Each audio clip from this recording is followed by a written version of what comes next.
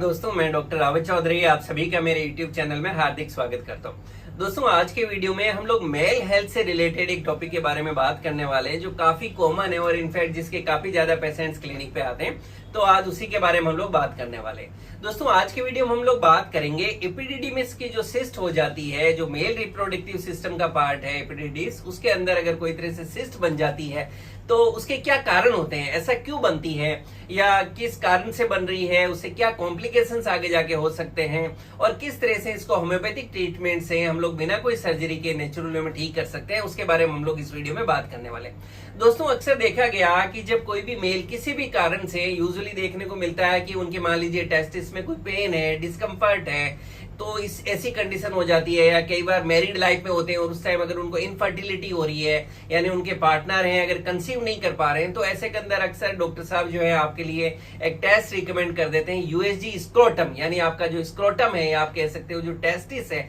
उनकी एक sonography ultrasound आपका कराया जाता है और उसके अंदर अक्सर जो एक रिपोर्ट निकल के आती है कि आपका जो एपिडिडिमिस है उसके अंदर आपके सिस्ट हो गई है, गांठ हो गई है। तो उसके कारण जो है ऐसा क्यों हो रहा है और किस तरह से उसको होम्योपैथिक ट्रीटमेंट हम ठीक कर सकते हैं, वही सारी बात करने वाले। दोस्तों, अक्सर देखा कि लोग जैसे ही पता चलता है कि अरे वहां पे एक सिस्ट हो गया है, गांठ हो गया, तो काफी लोग पैनिक होने लगते हैं। तो सबसे पहले तो मैं बताना चाहता हूं कि पैनिक होने की जरूरत नहीं, बहुत ही नॉर्मल कंडीशन होती है और ज्यादातर केसेस के अंदर आपको ऐसे के अंदर बहुत ज्यादा कोई ट्रीटमेंट की जरूरत नहीं होती। कुछ केसेस के अंदर ऐसा हो सकता है कि आपको ट्रीटमेंट की जरूरत पड़े या काफी अगर एनलार्ज हो जाती है, बड़ी सिस्ट हो जाती है, तो आपको सर्जरी तक भी एडवाइस की जाती है। लेकिन ज्यादातर केसेज में अच्छी बात यह कि ऐसी जरूरत नहीं पड़ती और होम्योपैथिक मेडिसिन से आप इसको बिना सर्जरी के भी इसको ठीक कर सकते हैं। दोस्तों, सबसे पहले थोड़ा सा इसके साइंस पार्ट को हम समझेंगे, एपिडिडिमिस क्या है, इसका क्या रोल है और ऐसा होता हमारे साथ में क्यों। देखिए, जो लोग साइंस पढ़े हुए हैं उनको मुझे कुछ भी बताने की जरूरत नहीं है, लेकिन जिनको साइंस बैकग्राउंड नहीं है उनके लिए थोड़ा बेसिक नॉलेज की हम लोग बात कर लेते हैं। दोस्तों, एपिडिडिमिस आप लोग जानते हैं कि मेल रिप्रोडक्टिव जो उनका सिस्टम है उसका एक पार्ट है और आप कह सकते हो कि ये एक तरह की ट्यूब है, ट्यूब नुमा स्ट्रक्चर है जिसका बेसिक फंक्शन क्या होता है कि मेल्स के जो टेस्टिस में जब उसका स्पर्म बनने लगे, आप जिसको कहते हो शुक्राणु, जब वहां पे प्रोडक्शन होते हैं तो वहां से ये जो एक ट्यूब नुमा स्ट्रक्चर है, मैंने बताया एपिडिडिमिस, उसके अंदर जो स्पर्म्स होते हैं यहाँ आते हैं और ये स्पर्म जो सबसे पहला काम है कि टेस्टिस से इमेच्योर्ड स्पर्म है वो एपिडिडिमिस में आते हैं। इमेच्योर्ड स्पर्म्स जो है उनका जो वहां पे आप कह सकते हो कि उनका जो मैच्योरिटी वाला प्रोसेस है वो यहीं पे होता है और वो यहाँ पे स्टोर रहते हैं, जो लगभग आप कह सकते हो 10 to 15 डेज तक जो ये स्पर्म्स हैं टेस्टिस से आने के बाद में एपिडिडिमिस में वहां पे रहते हैं और ये 10 to 15 डेज की एवरेज इनकी जर्नी होती है जिसमें इनका मतलब मैच्योरेशन होता है, ये वहां प्रॉपर्ली डेवलप होते हैं और उसके बाद में नेक्स्ट होता है इसका ट्रांसपोर्ट। ट्रांसपोर्ट से मतलब होता है कि वहां से जो मेल बॉडी से जो बाहर निकलना है इनको, उसको हम यहाँ ट्रांसपोर्ट करेंगे। दोस्तों, भी ट्रांसपोर्ट कैसा होता है वो भी मैं आपको बताता हूँ। उसके लिए सबसे पहले हम ये समझ लेते हैं कि जो एपिडिडिमिस होते हैं इसके 3 पार्ट होते हैं। सबसे जो पहला पार्ट है वो हम बोलेंगे हेड। हेड क्या होता है, जो टेस्टिस के सबसे ऊपर वाला जो पार्ट होता है, एपिडिडिमिस टेस्टिस के जो ऊपर पार्ट में होती है उसको हम हेड बोलते हैं। ये उसका सबसे बड़ा पार्ट आप कह सकते हो एपिडिडिमिस का होता है और वहां पे हेड होता है। हेड के बाद इसके नीचे जो होता है पार्ट है उसको बॉडी कहा जाता है और सबसे नीचे का जो लोअर पार्ट है इसका उसको टेल कहते हैं। तो जब ट्रांसपोर्ट की हम बात करें तो एपिडिडिमिस में मैंने बताया कि वहां पे जो स्पर्म्स है वहीं पे स्टोर हो रहे हैं, वहीं मैच्योर हो रहे हैं, वहां से ट्रांसपोर्ट है। ट्रांसपोर्ट में क्या होगा कि जब आपके स्पर्म बॉडी से बाहर आने होंगे तो वहां से जो एपिडिडिमिस का जो टेल पार्ट है वहां से स्पर्म्स का मूवमेंट शुरू होगा। ये कॉन्ट्रैक्शन का जो मूवमेंट होता है बॉडी के अंदर उस तरह से होता है और वहां से फिर ये जो वेस्ट डिफेंस होती है जिसको कि हम कह देते हैं डिफेंड डक्ट भी कह देते हैं या स्पर्म डक्ट भी कह देते हैं, वहां से ये ट्रेवल होते हुए यूरेथ्रा के थ्रू जो है मेल्स के बाहर जो है बॉडी से ये इजेकुलेट हो जाता है। जो इजेकुलेशन का प्रोसेस होता है ये इस तरह से इसका होता है। तो ये हमने दोस्तों समझा कि वे आपकी बॉडी में एपिडिडिमिस का क्या रोल है। अब हम समझेंगे कि जो एपिडिडिमिस है अगर इसके अंदर सिस्ट बन जाए तो ऐसा क्यों होता है, वहां पे क्या चेंजेस देखने को मिलेंगे। देखिए, सिस्ट का बेसिकली मतलब होता है कोई भी तरह की, अगर हम रूटीन में बात करें, थोड़ा साइंटिफिक वर्ड यूज करें तो हम बोलेंगे फ्लूइड फिल्ड सैक, यानी ऐसी एक सेक जिसके अंदर फ्लूइड इकट्ठा हो गया। और अगर मैं आपको हिंदी में रूटीन की भाषा में समझाने की कोशिश करूं तो आप कह सकते हो कि पानी जैसा कुछ लिक्विड होता है, कुछ तरल पदार्थ बन जाता है और उसकी गांठ जो है छोटी छोटी सी बन जाती है, उसको हम सिस्ट कहते हैं। और आपके जब एपिडिडिमिस में ये सिस्ट बन जाती है तो उसको एपिडिडिमिस सिस्ट कहते हैं। हालांकि ये एपिडिडिमिस में कहीं भी हो सकता है आपका, जैसा भी हमने बात की, हेड में हो सकता है, बॉडी में हो सकता है, टेल में हो सकता है, बट मोस्ट कॉमन देखा गया कि जो हेड वाला पार्ट है, जो सबसे बड़ा पार्ट है, जो टेस्टिस के हेड के ऊपर सबसे अपर वाले पार्ट में होती है, तो वहां पे इसकी सबसे ज्यादा सिस्ट के केसेज है वो आपको देखने को मिलते हैं। और दोस्तों अच्छी बात यह है कि काफी कॉमन प्रॉब्लम होती है और ज्यादातर केसेज के अंदर इसके अंदर कोई बहुत ज्यादा ट्रीटमेंट की आपको जरूरत नहीं पड़ती है, जैसा मैंने बताया। लेकिन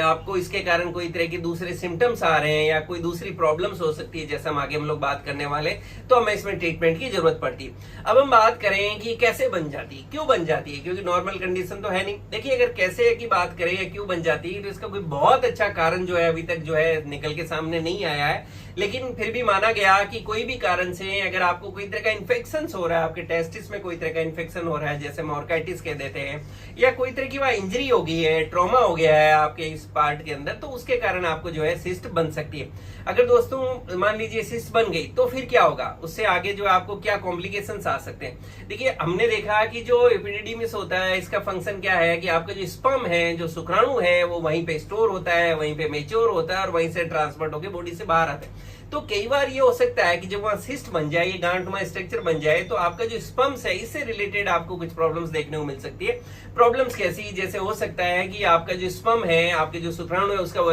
वॉल्यूम जो है वो कम हो जाए, उसके काउंट्स कम हो जाए, उसकी मोटिलिटी आपको कम देखने को मिल सकती है, क्वालिटी जो है आप देख सकते हैं कि कम हो रही है, जिसके कारण बहुत से लोगों को मैरिड लाइफ के अंदर जो है इनफर्टिलिटी या निसंतानता का सामना करना पड़ सकता है। और ये बहुत ही कॉमन होता है कि अक्सर लोग मैरिड लाइफ में होते हैं और ऐसी जब उनको प्रॉब्लम्स आती है, जब उनका यूएसजी स्क्रोटम करवाया जाता है, तब जाके पता चलता है कि अरे आपके एपिडिडिमिस के अंदर सिस्ट है। दोस्तों ये हो गया, इसके अंदर हमने थोड़ा सा बात की कि अगर सिस्ट हो जाती है तो क्या कॉम्प्लिकेशंस देखने को मिलेंगे। अब बात करें कि क्या सिम्टम्स आएंगे, क्या लक्षण आपको देखने को मिलेंगे, जिससे आपको पता चलेगा कि हाँ भाई आपको जो है अगर इस तरह के सिम्टम आ रहे हैं तो थोड़ा में सावधान होना चाहिए। देखिए एपिडिडिमिस हम जानते हैं कि हमारे टेस्टिस का रिप्रोडक्टिव सिस्टम के वहां पे ये है, तो इससे क्या होगा कि सिम्टम्स की बात करें, वहां सिस्ट है, गांठ है, तो आपको ऐसा लगेगा कि आपका जो टेस्टिस का रीजन है वहां पे डिस्कम्फर्ट रहेगा, मतलब आप थोड़ा कंफर्टेबल नहीं फील करेंगे, आपको वहां पे थोड़ा सा भारीपन सा महसूस होगा, आपको थोड़ा खिंचाव महसूस हो सकता है, पेन महसूस हो सकता है।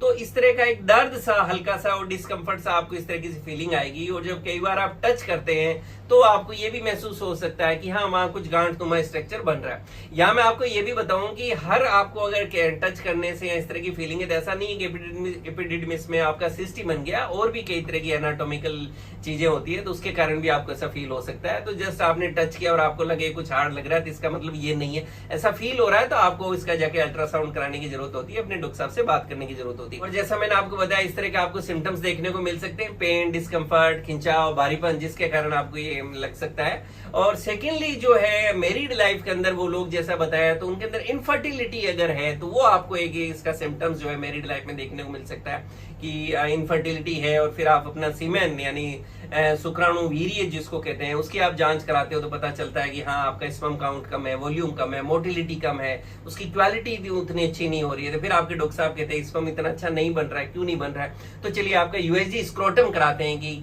ऐसा कारण क्या हो सकता है। और वैसे में कई बार पता चलता है कि एपिडिडिमिस जो है वहां पे काफी बड़े बड़े सिस्ट हो गए हैं, तो जिसके कारण ऑब्स्ट्रक्शन हो गया है और प्रॉपर जो है आपका स्पर्म्स है उसका प्रॉपर्ली मतलब आप जो है इजैकुलेट नहीं कर पा रहे। दोस्तों ये हो गई कंडीशन। अब इसके हम ट्रीटमेंट की बात करें तो देखिए मैंने बताया ज्यादातर केसेस के अंदर तो हालांकि बहुत ज्यादा कॉम्प्लिकेशंस नहीं देखने को मिलते, लेकिन अगर इनफर्टिलिटी की प्रॉब्लम आ रही है, आपको पेन, डिस्कम्फर्ट या इस तरह का हो रहा है, काफी बड़ी कई बार सिस्ट हो जाती है, तो ऐसे के अंदर आपको कई बार हो सकता है सर्जरी तक भी रिकमेंड की जाए। लेकिन ये अच्छी बात यह है कि ज्यादातर केसेस के अंदर होम्योपैथिक अगर मेडिसिन आप प्रॉपर्ली लेते हैं आपको बहुत ही अच्छे रिजल्ट्स देखने को मिलते हैं, और हमने देखा कि ज्यादातर केसेस में डिजोल्व हो जाती है। दोस्तों मेडिसिन की बात करें कि होम्योपैथी में कौन सी मेडिसिन, तो देखिए मेडिसिन ऐसा है, जैसा मैं हमेशा मेरे हर वीडियो में कहता हूँ, बेस्ट मेडिसिन, बेस्ट ट्रीटमेंट वो होता है जो आप अपने डॉक्टर जो है होम्योपैथिक उनके गाइडेंस में लें, उनके प्रॉपर्ली अपना केस डिस्कस करके आप लेते हैं, वो आपके लिए बेस्ट मेडिसिन होती है। बट फिर भी अगर हम रूटीन में बात करें कि ज्यादातर केस में थेराप्यूटिकली अगर हम बात करें कि हाँ कौन सी मेडिसिन है जो काफी अच्छे रिजल्ट देती है, वो अगर मैं आपके लिए नॉलेज के लिए बात करूं तो दोस्तों इसमें एपिस जो है वो एक बहुत ही अच्छी मेडिसिन है। इनफैक्ट बॉडी में कहीं भी कोई सिस्ट फॉर्मेशन है तो उसके लिए एपिस बहुत अच्छी मेडिसिन, और एपिस को 30 पोटेंसी के अंदर यूज कर सकते हैं, और इसको आप दिन में 2 से 3 बार यूज कर सकते हैं। अगर ड्रॉप फॉर्म में यूज कर रहे हैं तो 2 से 3 ड्रॉप जो है आपके डॉक्टर आपको डायरेक्टली टंग पे रिकमेंड कर सकते हैं, या ग्लोबुल्स के साथ भी बना के दे सकते हैं। दोस्तों नेक्स्ट हम मेडिसिन की बात करें तो इसमें कैलकेरिया फ्लोर एक बहुत अच्छी मेडिसिन है, और कैलकेरिया फ्लोर जो है ये 6x पोटेंसी में ज्यादा अच्छे रिजल्ट देगी। और कैलकेरिया फ्लोर 6x की 4 टेबलेट आप दिन में 3 बार, सुबह दोपहर शाम दिन में 3 बार जो है उसको चूस सकते हैं। दोस्तों नेक्स्ट हम मेडिसिन की बात करें तो ऐसे के अंदर ग्रेफाइट भी एक बहुत अच्छी मेडिसिन है, और ग्रेफाइट को देखा गया कि इसको भी 30 पोटेंसी में आपको काफी अच्छे रिजल्ट देगी। और ग्रेफाइट 30 भी आप दिन में 2 बार सुबह शाम यूज कर सकते हैं। आप इसको डायरेक्टली टंग पे आपके डॉक्टर साहब आपके लिए रिकमेंड कर सकते हैं, या ग्लोब्यूल्स के साथ भी दिया जा सकता है। दोस्तों नेक्स्ट हम मेडिसिन की बात करें तो ऐसे के अंदर थूजा एक बहुत अच्छी मेडिसिन है, और थूजा थोड़ा सा हाई पोटेंसी में यूज करते हैं तो देखा गया कि ज्यादा अच्छे रिजल्ट देगी।